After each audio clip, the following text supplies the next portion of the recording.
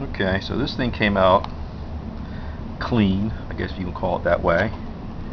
This is the orientation it was in, would be like this.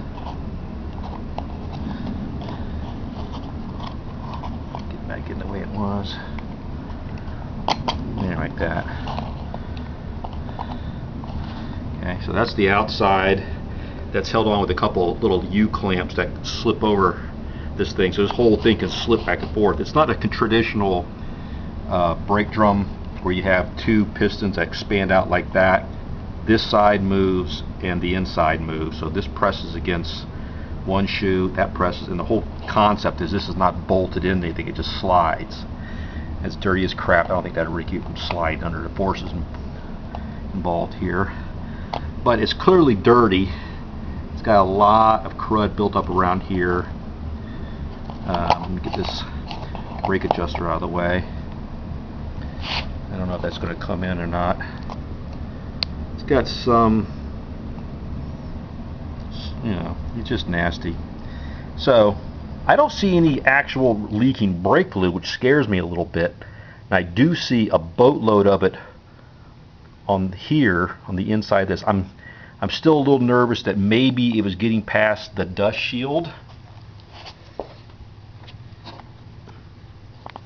Right here, and somehow getting in through here and messing with the works. But you know, I'm into it now, so I'll go ahead and clean this up, take this off, replace these little I'll look at the piston bore and everything, make sure it's not all, I'm sure it's fine.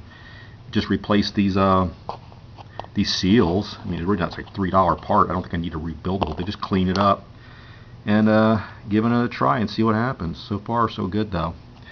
I clamped off the brake line. You probably can't see that, but there's a clamp on it. Plus I put a little rubber, well, I'm not going to show you that, little rubber, you know, vacuum hose like cap on the end so that I won't be leaking brake fluid out all over the place. So next thing, I'll be cleaning this up and go down to the parts store and getting some seals, put this all back together after I clean it all up. And I'll probably deal with that strut if I can't get the parts I need. I'll go ahead and replace that while I'm at it, because I replaced these spindle pins not too long ago. I mean, there's a couple ways you can do it. You can just drop the whole thing down and tilt it out. You just drop the whole thing down and tilt it out. But since I know those spindle pins are recent, they should come out fairly easily. It'd be a lot easier just to leave the this suspension component here, I can't remember the name of it, control arm, in place, pull the spindle pin, and then just take this assembly straight out and drop it down. It'd be a lot easier than trying to pull this thing all the way down, then tilt it out.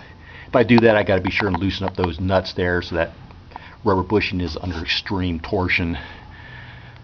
Put the new strut cartridge in. These are the ones I'm talking about. These guys here, these are not gas charged, which I actually prefer because, you know, I don't know if it'll affect the ride height. It might raise up the rear a little bit. The fronts are fine. I don't have, you can't get non-gas charged struts anymore, so I figured, well, I'll put the two rears that I do have, take care of these. As long as those are in good shape, leave that be. And then if I ever have to deal with this again, I'll just put all new gas charged struts and just deal with a slight increase in ride height. That wouldn't bother me a bit. I'm not really into lowering my cars. I'm into having cars that have the suspension that gives me some comfort. So I just soon have a little more travel and fewer bumps. That's it for now. I'm going to clean that up and we'll press on. Thanks for watching.